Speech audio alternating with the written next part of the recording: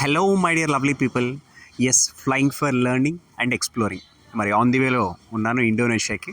Holistic therapies నేర్చుకోవడానికి and అలానే లైఫ్ని ఒక సోలో ట్రావెలర్గా ఎక్స్ప్లోర్ చేయడానికి కూడా వెళ్తున్నాను. చాలా ఇయర్స్ కిందట మైగ్రేషన్ అనే కాన్సెప్ట్ మీద బుక్ పేరు కూడా మైగ్రేషన్ అనుకుంటాను. అందులో ఈరోజు జంతువులు ఎలా అయితే మైగ్రేట్ అవుతూ వస్తాయో, ఎక్కడైతే ఫుడ్ దొరకదో కావాల్సిన దగ్గరికి, అలానే మనుషులు కూడా మైగ్రేట్ అయ్యేవాళ్ళు. ఆబ్వియస్గా మనందరికీ తెలుసు, మనందరం కూడా దాదాపు మనం ఆఫ్రికా నుంచి వచ్చామని చెప్పి. ఎప్పుడైతే వ్యవసాయం అనేది వచ్చిందో అప్పుడు ఎక్కడ వాళ్ళు అక్కడ సెటిల్ అయిపోయారు అని చెప్పి చదివాను. అండ్ అలానే మన బాడీ ఎంత పవర్ఫుల్ అంటే, ఊసర వెళ్ళి ఎలా అయితే కలర్స్ మారుస్తుందో అలా తినే ఫుడ్ని బట్టి, ఉండే క్లైమేట్ బట్టి మన బాడీ కూడా చేంజ్ అవ్వగలదు.